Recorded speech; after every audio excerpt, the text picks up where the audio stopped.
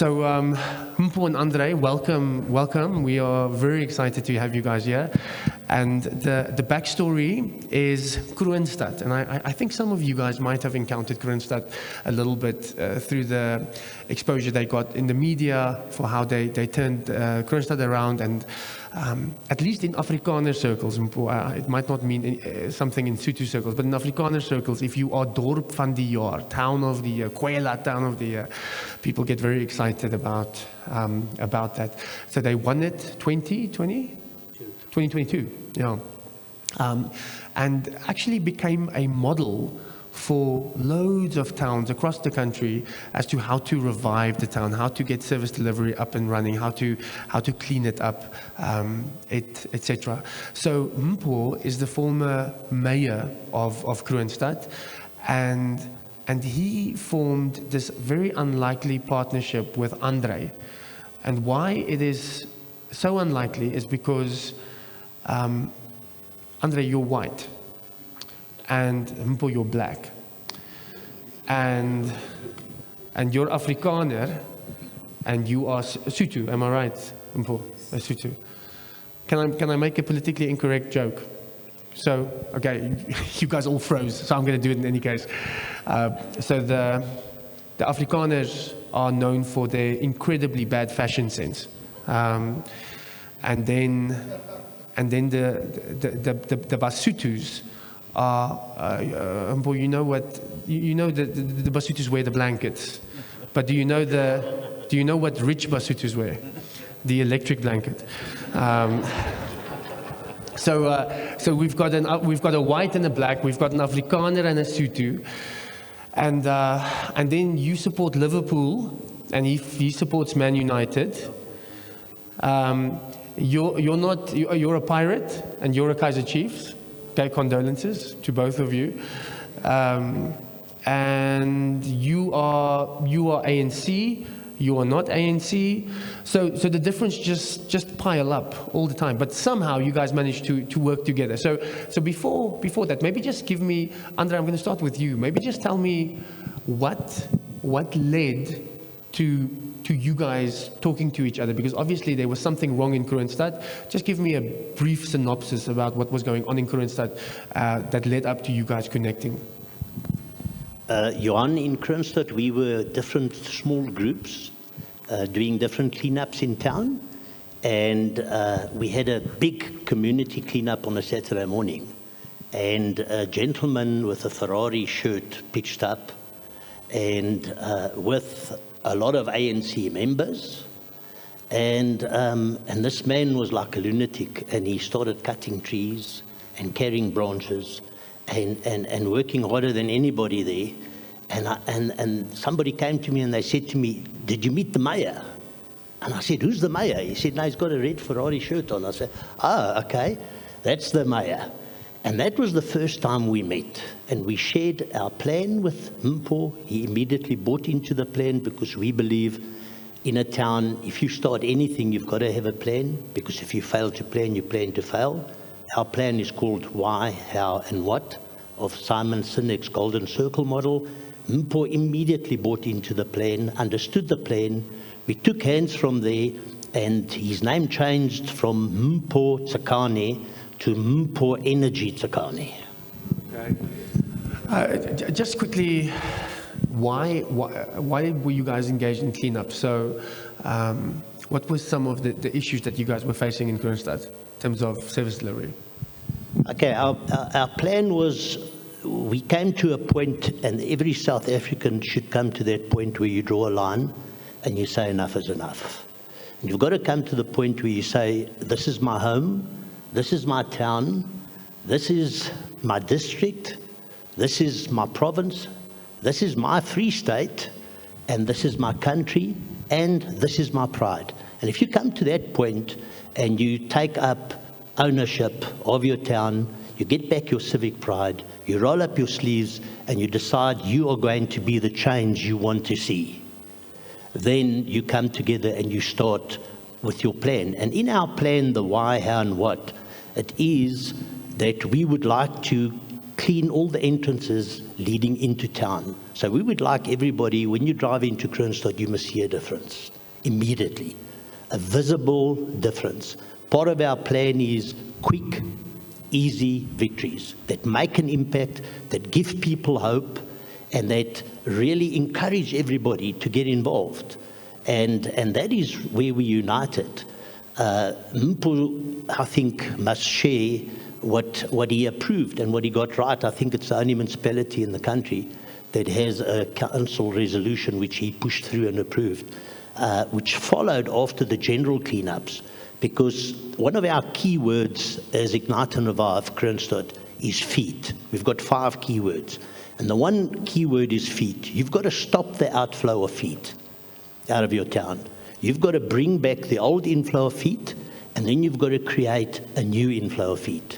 And in order to do that, you've got to get a lot of boxes you've got to tick and get right. But starting with driving into town, into your main entrances, with all your islands and circles and your parks, and then with your CBD. And that's where we started, to make an impact, to get people's attention, to give people hope. Now, Mpho, was it...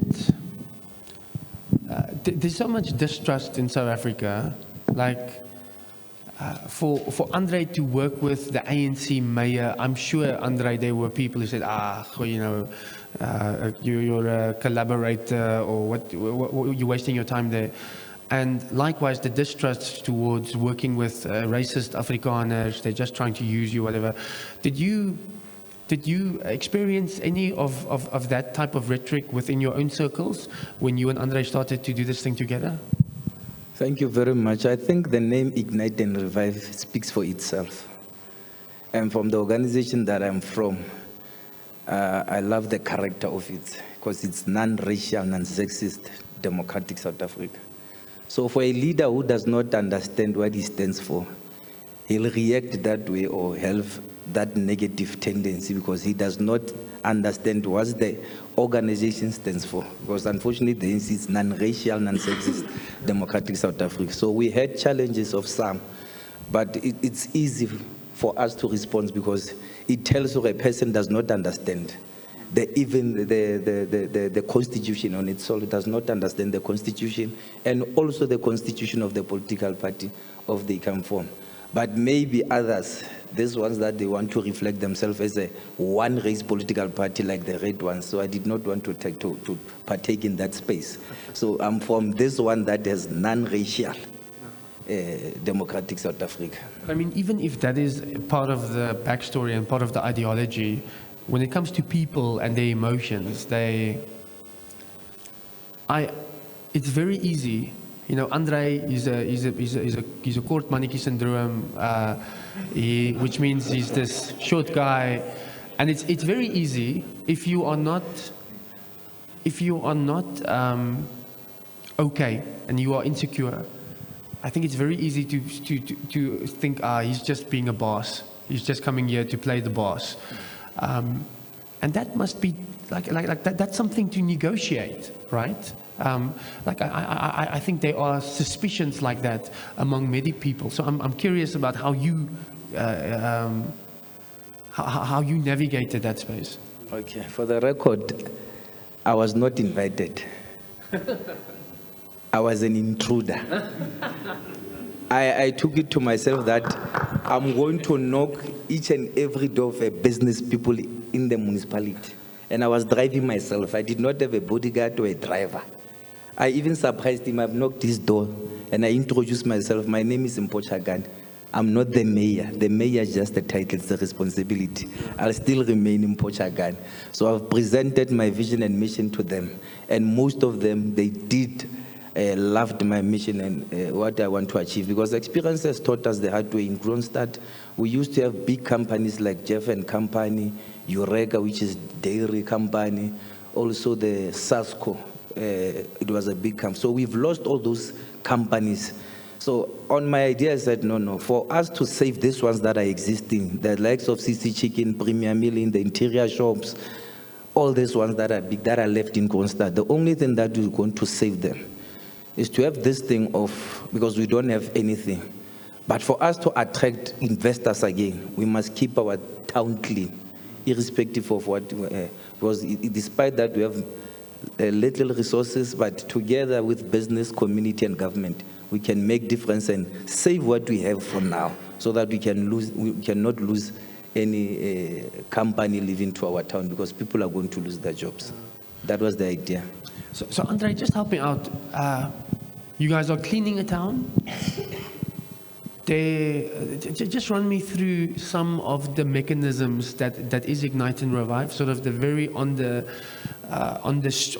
ground stuff. There's a swimming pool that I know of. There's cleanups. Just run me through some of those things. Okay. Firstly, to start, you need a team. And we must probably have the best team in South Africa. So you cannot do whatever you do without a team. Second, you need a plan. And we have why, how, and what plan. If you go to our webpage, you'll see the first plan was in 2019, December. It's in Afrikaans. Then when I shared my Afrikaans plan that day with the cleanup with Mpho, it was still in Afrikaans. We translated it into English because we realized we're going to work with the government. And February 2024, we put our new plan on there. If you go back to the plan on December 2019, you will see under the how, everything highlighted in green. And then you go to the what is the results we wanted to achieve. In the top, most of it's highlighted in green as well, what we achieved. On the top right-hand corner, you will find Town of the Year. So December 2019, we said we wanted Town of the Year, and 2022 we did it. In the last bottom paragraph of that plan, you'll see an example for the whole of South Africa. So you need the team, you need the plan, and then you need to read the book of Nehemiah. So if you read the book of Nehemiah, a wonderful book full of leadership lessons, and then you will know what to deal with when you start Ignite and Reviving your town. You will find the characters Tobiah, Sanballat, and Geshem. Immediately they are your enemies. It doesn't matter what race, what political party, or what Christian or faith denomination, you will get attacked. And Sanballat in the original language means enemy in secret. So once you've got that set, you've got your team, you've got your plan, and you have read the book of Nehemiah, you're ready to go. And then you start implementing your plan, because what's in your plan? So why are you doing what you're doing? How are you going to do it? And what is the outcome? So you just start from the top. And Mpho approved, the next step was an adopt a traffic island and circle project. And he approved it, and he got that council resolution passed. Today, I think that's the only town in South Africa that has that. And I'd like Mpho maybe just to say something about that, if I may. Before we do that, I just want to get a spiel of the different things you have. You've got the Adopted Island project. General cleanups. Adopted Traffic Island and Circle project. Yeah. Then we go to job creation. We're heavily involved in job creation. Last year we had Social Employment Fund. 225 workers we managed, and then we had 125 workers from SARDEF, a company in Kroonstad as well. We even organized 50 of those workers to Die Moot project. You can have a look in Pretoria. They got 50 workers. But those 350 workers in Kroonstad in 10 months brought in 5 million rand worth of wages. In the greater economy, that's 22.5 million. Then we are very passionate in job creation with the SETAs, the skills development. There are 21 different categories. I'm involved in the wholesale and retail. I've just signed contracts with 22 for the next 12 months. I'm bringing in our business just under R1 million in the next 12 months into Kroonstad. My daughter, which is my right and left hand, did a tally 2 months before Christmas last year. Our target is 3,000 learnerships in Kroonstad over the 21 sectors. 2 months before Christmas last year, we're standing on 999. Then we have a feeding scheme, one meal at a time. We are very passionate about one meal at a time. We have premium millings, mahau, and instant porridge at R2.90 a meal. I've just got an order from Heilbronn for 1,000 meals. And welcome, all over people are buying this. We're selling it at cost price. We're not making money because we stand for no profit, no commission, no finder's fee. So then we go to tourism. Tourism, we're very passionate about that. We're hosting this year our 3rd annual family festival, which you can go and have a look on our webpage. And what's very special about this festival, it cost us 1.4 million. We lost the 2 members in our group that say we lost, my daughter and Charles Marais. They say we lost 149,000 Rand last year. I changed it and I said we made a contribution, an extra contribution of 149,000 last year. So we're doing the festival again. We've signed a collaboration with Heineke Meyer's George Tens, and we're hosting the first Kroonstad Tens in collaboration with George Tens and Africa Skills and Invictus Marketing and then USN. And on the festival this year, 30th of August, 31st of August, 1st of September, we have this huge festival, family festival with a decor market. We have specially 30 to 50 spaces, 3 by 3 meter, for local entrepreneurs to exhibit free of charge, to showcase their products and to possibly meet some investors and to make a little bit of money. So we have an agricultural section, we have the Fast 5 netball, we have the rugby, we have farm skills, the Jeugdskou, which has 260 kids from all over the district participating in 13 different farm skills on the festival. Then we have a bow and arrow competition, which they've got to qualify for the Free State champs here in Bloemfontein. And then we have obviously the arena with all the food stalls. We have the Artica Fair, Andriette Potgieter from Bloemfontein doing 2 children and 2 grown-up productions, and a lovely tea garden. So it's a real big festival like your Bloemskou or like the Art Club or KAK&K. So Sunday morning, we're ending with the Shelter, which is a new Christian group, Johan Forster, and in the group is Bernice West, with a combined church service where we're inviting the whole district to come and to praise and worship and hear a message from the Lord. So we are invested into our community on feeding the poor, creating jobs. We're interested in healthcare because young doctors don't want to come to Kroonstad. Most of our doctors are past retirement age.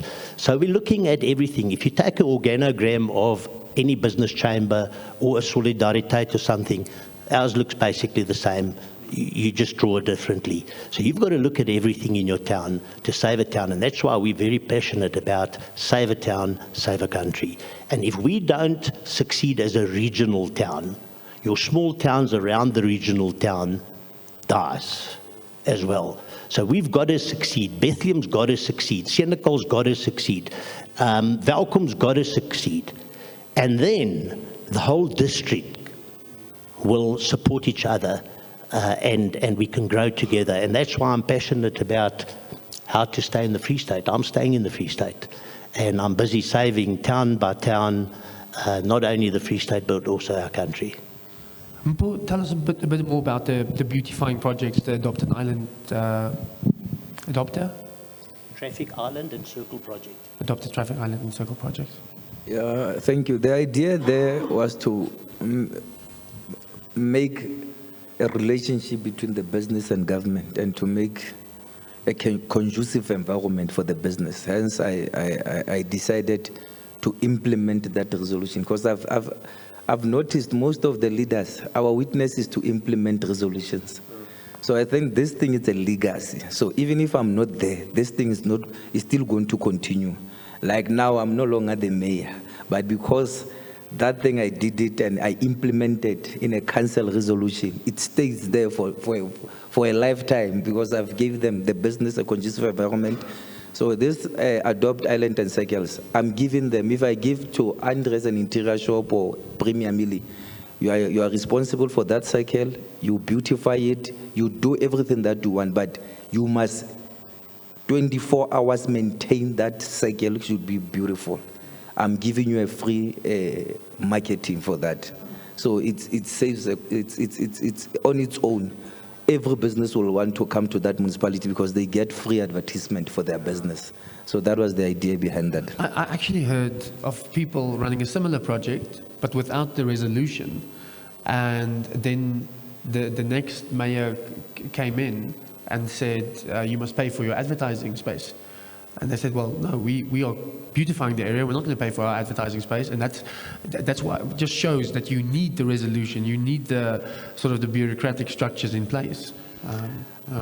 I think we form different school of thoughts. Hence, we'll have a different style of leadership. Yeah. So I will not be held accountable for the person that does not understand to make relationship or to believe in a non-racial South Africa. So I will not be held accountable for his style of leadership or her style of leadership. Me as Mpho Chagani, the position as an executive mayor was responsibility, not a status. So that's why I understood to work with everyone, particularly the South Africans.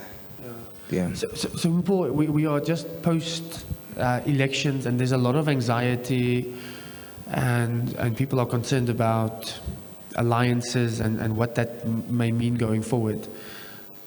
Let's just, I know you are a politician. Let's just stop the politics for a moment. Just your experience in Kroonstad.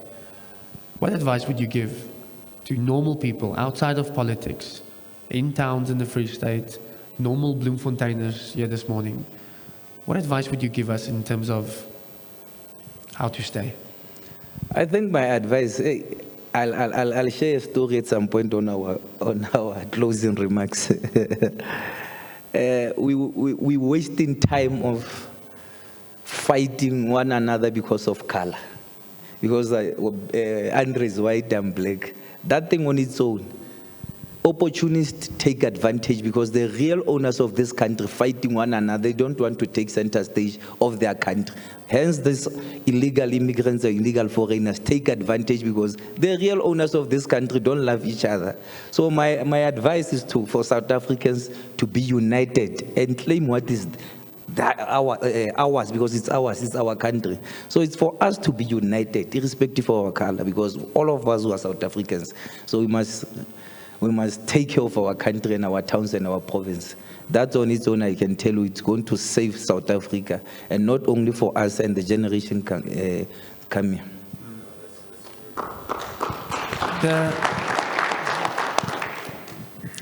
There's a swimming pool that wasn't functional for a while, that's now hosting galas again, that I know of. And then there was a school that you guys amalgamated. Share a little bit maybe about the school, and then Andre, if you want to fill in, you can also share a little bit about the swimming pool. Like I've indicated when I started here, I was intruder. I used to go and introduce myself to business people. At some point when I've been sworn in as the executive mayor, so I've checked the budget of the municipality. I've checked the debt of the municipality. I said, but municipality on its own is not going to achieve anything. So it's my duty to go to each and every business and introduce myself and tell them the challenges that alone as the municipality we are not going to achieve anything. And you must have targets. And that time it was festive season.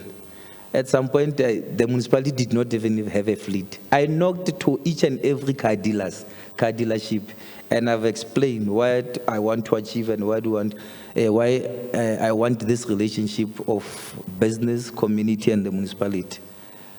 To my surprise, all those car dealers borrowed me cars for 6 months for free. It's not a lie, more than 6 cars for free. The arrangement was say if one of our employees got in an accident, the municipality will just pay in an access. So that was the relationship that I've built with these business people. So it worked for us. It's exactly what happened to CC Chicken. I also went there and introduced myself. They felt a need that identify any unfunded project. And one of the unfunded projects, it was that dilapidated swimming pool that was not working. But because working together with the businesses, they've assisted me to revive that swimming pool to be at the state where it is now, because it's an Olympic standard swimming pool. So it means the unity of business, community, and government, it can make difference and we can achieve more. That's very inspiring. The schools, Andre or Mpho, you guys can maybe give it to Andre. Mpho. Yo, that was hard. That was hard. That was hard. To amalgamate the African school and English school, Blowers and the Roy, it was difficult, but hey, change is painful, but Andrew will tell you in that. So, I mean, it's two famous schools, actually, the Blowers and the Royers, and it was actually quite painful. Why did you do it, and what's been the result? Previously, for many years, different parties tried to amalgamate the schools. There was always somebody that stopped it. We decided it was time, and I initiated the process. Somebody that played a major role in this was Don Potgieter from the AON, the Afrikaanse Onderwysnetwerk. And he came down to Kroonstad with Yolanda, his secretary, and myself and another businessman, and we started and initiated this amalgamation process. I think the timing was perfect and everybody bought into this. And from there, obviously, we don't have kids in the school anymore, so it became a school initiative. And at the time when we started this, the Red School was 350 kids on an 800 school. The Blue School was 660 kids on a 900 school. And I was in matric in 77, and we were between 3,200 and 3,500 white high school pupils with 5 high schools. And when we started this process, we had 650 white high school pupils left. And that was, if you look at our vision and the 5 key words we are using, the first one is feet. How do you stop the outflow of feet out of your town?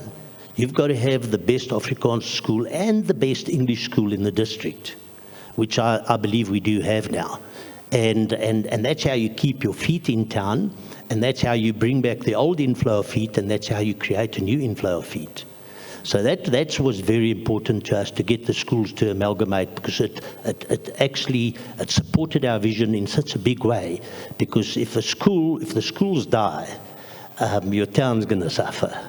Seriously suffer. And if it's going well with your schools, your town will boom as well. So that was it, and we did it very successfully. And through high school, we've got through pre-primary, we've got through primary, and then we've got through secondary school. And it's a really compares to the best subject choices, everything to the best in South Africa. So Trio is now the Afrikaans school, am I right? And that meant that you freed up like 1,000-seater school that can be utilized for the community, where the guys were in the past sort of keeping people out to sort of protect something. Am I right? So the amalgamation allowed a whole new school to open up with excellent facilities. Yes, having academic, having agricultural, and having technical subjects. Yeah, that's amazing. They are very good. Yeah, I told Trevor as we were driving into Bloem yesterday, I said, even if Bloem goes completely south, it would always have the best schools, probably in the country. Famous schools that's internationally famous. If you think of the Greys and if you think of the Oranje Meisies and the Unices or whatever. So a school can really just keep a town and a city going. It's so crucial. Gents, we're going to invite you again onto stage when Frans is done speaking. Maybe just some closing thoughts, but you don't have to be. It doesn't have to be perfect, because you will have another chance to give other closing thoughts. No, I'm fine. Are you fine? Yeah, no, I'm okay. You don't want to share some wisdom with us? No, I'm fine. Are you fine? Okay. All right. Andre, in that case, you want to give us something? Yeah, I'm going to give something. I think each and every one of us must realize that you've got to draw a line. You've got to come to the place where you roll up your sleeves. You've got to come to the place where you actively participate in saving your town, saving your neighborhood, saving your province, saving your country. And I was very fortunate. I want to just say something, Johan. Everything Kroonstad did if you look at 40 radio and interviews and newspaper articles, if you look at Huisgenoot, Landbouweekblad, Kwela Dorp van die jaar, Lotteland Helpedorp, more than 10 times on TV. Recently, Vrystaat Bewoners, Kroonstad was in there as well. Nothing, we've motivated. Mareike Haywood of Lotteland SA has come out on TV in the report a couple of weeks ago. She started the program Lotteland Helpedorp because of the inspiration from Kroonstad. Okay, so that looks great and that looks good, and we are really busy with many towns in South Africa helping them. But you can't do it without a team. And you can't do it without the media. Because if all the media, all the radio interviews, all the newspaper interviews, the TV programs, Valdimar Pelser coming on Kykenet, saying on TV that Kroonstad proved, even if it's not going well with your town, you can make a difference. So we have many problems still in Kroonstad. But what I want to emphasize here is the true heroes for me behind the scenes are the media, the TV, the radio guys, because they aired this and they shared this with South Africa and that excited South Africa. So I just want to do a special thanks to all those guys, to every single one of them that played this role. The TV crews, yeah, what a bunch of great guys. And I just want to say thank you to them, because of them, the whole country knows what we're doing and everybody's ignited and revived. Andre and Mpho, thank you so much. Let's give them a round of applause.